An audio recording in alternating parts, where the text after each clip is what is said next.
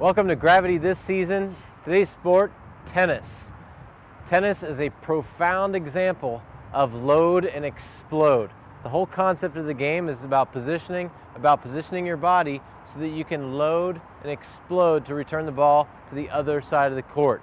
So from a functional foundation standpoint, we're going to take a look at some skills, one in particular, the forehand today. Take a look at it, some different examples of it, and how we can identify whether or not we can help this client to become stronger, maybe in the hips, maybe in the trunk, maybe in the shoulder. So we'll take a look, we'll apply it to the GTS. We always have to remember that we have different types of ground surfaces that we're working on. Today we'll be working on a hard court.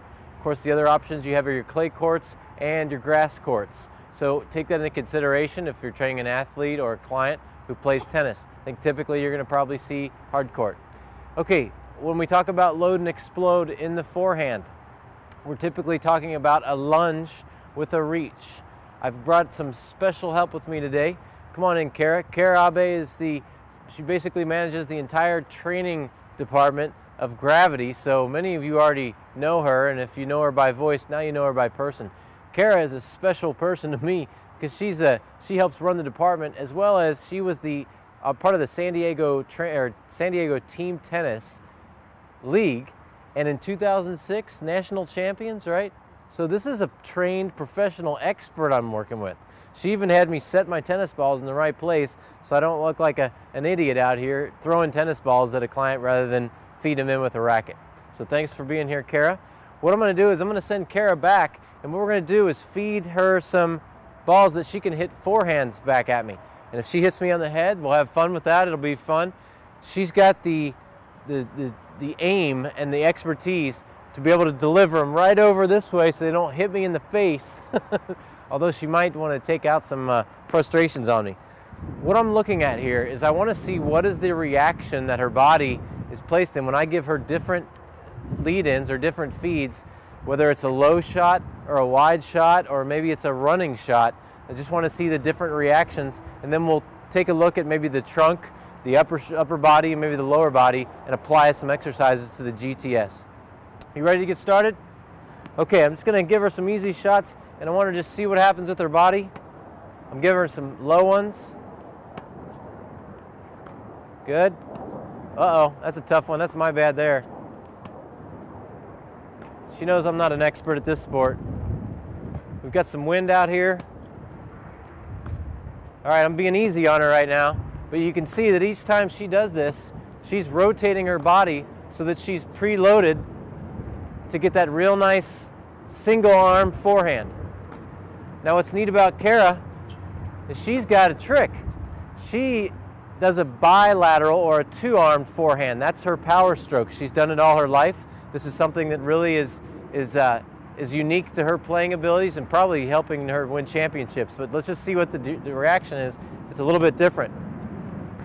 So you can see she has trained herself to get more power by using both arms. Let's go a couple more. And now a couple low shots.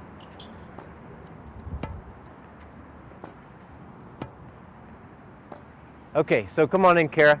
So here you can see that we're looking at primarily a lunge. She positions, she lunges, and she rotates her body, all to help load the trunk, to help load the big honkers, the butt, and to get the calf and everything else involved as well. So we're going to look at the movement there. I also see a lot of, when you do a slow motion forehand for me, and I see the lunge, I see a rotation, and then as she did that faster, I saw a lot of kind of pulling. So she was pulling up and across. So I almost think, hey, this might be an opportunity to tweak the biceps curl a little bit to help get that power to return the racket in, or maybe even help create more of a top spin on the ball. Okay, we're here with the GTS now. We're ready to apply some of those kind of observations that we made with Kara and apply them to the GTS. So what we're going to start off with is, of course, lunging. So lunging, you see a lot of lunging in tennis. You're running, you're getting it, but we're focused on the forehand here. So we want to have the left foot forward. That's what I kept seeing, is she would position so her left foot was forward. She'd open up her hips, open up the rotators of the trunk, and then the arms as well. So it's ground reaction force and an external driver called a racket. So we're going to utilize the racket as our external driver to mimic the sport. So we're going to get her in position. She's going to do a reverse lunge. So her left foot's forward, her right foot's on the glide board, and I can spot back here if I feel that the client's unsafe or it's the first time by having her just come back into a lunge and first just try to look at a real type of swing. So she's going right into rotation, and you notice right away you can go back and forth, kind of get your bearings there. So I like what she's doing there. That gives me, those are big rocks. Those are things I'm looking for that give me little indicators of something I might work on later. So as she goes through her rotation, I can see from here that as she presses her hip back, that her trunk rotates really well. Her hip, on the other hand, is causing her trunk to rotate. It's not opening up as much. So we're going to bring her back up here. And now what I'm going to have you do is just take the racket and grab it with both hands. And you're going to do that same thing. And I'll just kind of be with you here. And what you're going to do is lunge back and just keep your arms overhead. Just keep them straight up in the air. And what I want her to do is focus on opening up that right hip. So she comes down and she starts to get comfortable with that. Is that okay? Yeah. Then I can start to have her drive her hands towards me as she does the lunge. Now this gets tricky, so go ahead and keep them overhead. And you're going to drive them towards me, so kind of leaning to your left, but I'll be over here. So it's kind of the frontal plane. You're just going to go back and then come towards me as you lunge back. So it's kind of like this and return. There you go. That's it. So now I'm really focused in on opening up that left hip. We're also getting a nice chain reaction through the trunk, or through all the way down to the foot here with a lunge. Good. That'll help to open up the hip. You can take a break there. And then we can go after different planes. So that's more of a frontal plane driver for the hip. She started off with a nice transverse plane driver to the hip. And then we can also do sagittal by just keeping the hands overhead. Now, Kara, I want to ask you again, when you were doing those, you're just the trunk rotation. So you were lunging and rotating with the racket. If you could do those again. They're fun out here and outside, huh? That wind's trying to knock her over. Now she's a two-armed, two-handed forehander. So as she comes back and does that, you can see how much her trunk rotates. She's able to use her trunk to get the ball out. Now typically you'll see people do single-hand forehand, where they leave this arm out or even drive that arm to help create an eccentric lengthening across the pectoral muscles to smash the ball this way. So you can see two different ways there. You'll see them both ways with your forehanders, a two-handed method or a one-handed method.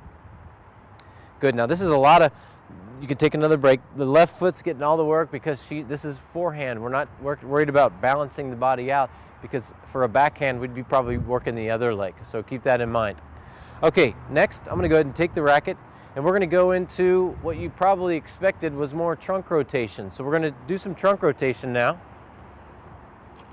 And Kara's got her gravity gripper pants on that don't slip at all on the GTS, right? And what we're going to do is I'm going to have you get into a kneeling position facing this way. So kind of just like this, just like that. And I'm going to hold the board here. And you want to scoot your knees just a little bit more forward so you have your whole shins on there. So a little bit more this way. Good. Now, I've got this handle. I've got control of everything right now. So I want her to have a wide base of support. I like the space between the knees. She's stable. What I like to do is typically just kind of move them first so that they understand what's happening. You get what's happening here, Kara? I pull this way, you go that way. So once I feel like she's got control, she's got good trunk stability, and the wind's not going to knock her down, then I'll hand her the handle. And we're going to work with both hands because she's a bilateral forehander. And she's just going to mimic that motion. And the reason I chose this back pulley is when you do the forehand, we're focused on that eccentric lengthening and concentric explosion. So I wanted to pull her back more so she opens up a little bit more as she comes through. Now we're only going to work in a small range, so you can go ahead and come through here and then back to about here. Good. Back here and back. So I know from teaching the 8-hour course, and you know from your course perhaps, is that I know there's a 90-degree angle between her body and the cable about right here. So this is really where the training benefits come from. So I can work a little bit this way and a little bit this way. Let's go a couple more. Does that feel like tennis to you? So now I want to work on the low shots and the high shots. So you can go into your incline and decline variations where she goes down across to the hip, really all the way across now, and then back here. We go across to the high shots. Maybe there's more of a, that'd be a goofy high shot, huh? That's not a good forehand. A lob? Yeah. We have a lob. So that would be a new video we're gonna have to create. The lob functional foundation. Okay, so you can see the basic exercise here. The emphasis is on this going from eccentric to concentric. So if I really wanted to focus on the hip of that transformation zone, I may have her only work in a small range. So if you just go back and forth between here and here, there and there. Doesn't look like much, but she's getting a nice little chain reaction, that transformation zone where we go from eccentric, concentric, eccentric, concentric, eccentric, concentric.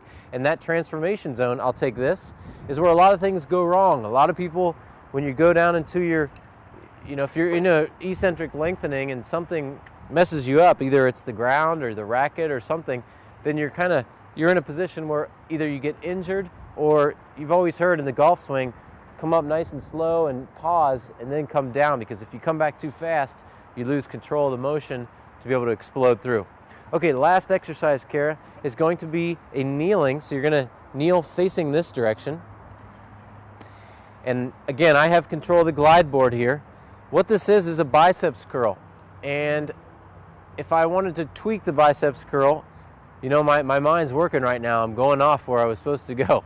But we're going to stick with the biceps curl. I'm going to give her both cables. Let's give you this one first. And you can go ahead and sit back on your heels if that doesn't cause you any knee pain. And now what I want you to do is to imagine that you're swinging through. So it may not be a very symmetrical biceps curl, but imagine that this racket was right here. And you bring it back to drive and you comes through. And then what do? You kind of did this whip. You kind of did a whip. So let's see what that looks like. And you can even keep your wrists in a nice hammer grip style. So you do a hammer grip type of biceps curl. There you go.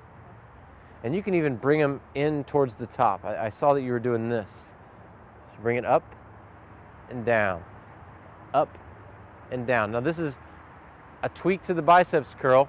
We can go a lot of different directions here, but I saw that movement, and the reason I saw it is because there's a lot of follow through, and something's got to recoil that racket. What it is it helps to shorten the lever so you don't have so much momentum of mass as you go through the swing. How those feel, okay? You also get a secondary benefit throughout the trunk as well with the biceps curl, as you learned. But it's just another reason. Okay, sometimes I get caught up in, if it's too isolated, it's not integrated, and it's not a functional exercise.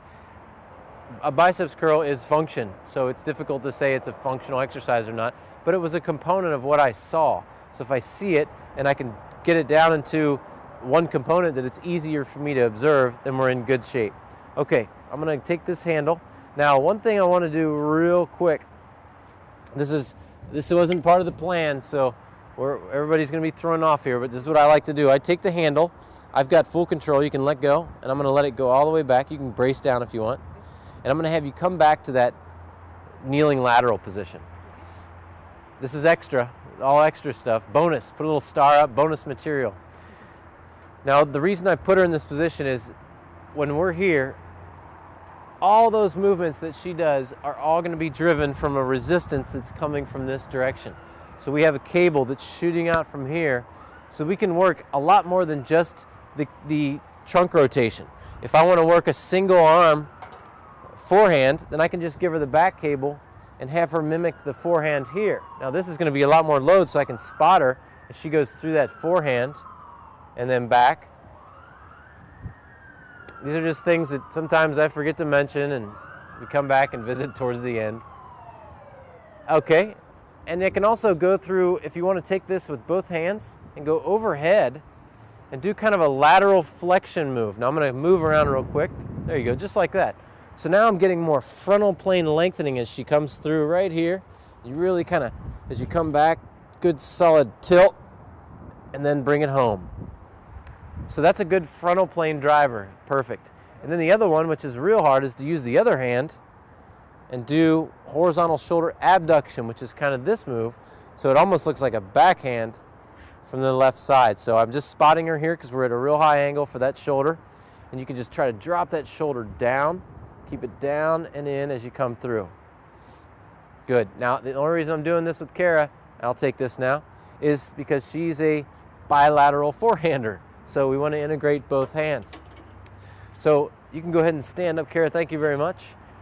So we have a lot of components of tennis. If we look at the sport as a whole, you're moving around the court, you're jumping, you're sprinting, you're getting up off the ground, you're sliding sometimes if it's clay.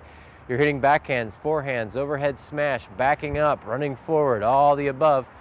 Take one of those components and try to break it down and create exercises, and that can be part of maybe a small group personal training session. If you get it down with one person, then you start to add more and more people, and then all of a sudden you've got 8 or 10 different sessions that you can teach tennis players with. So we hope this helps you out. This is just part one of tennis, the tennis backhand. I'm sorry, the tennis forehand.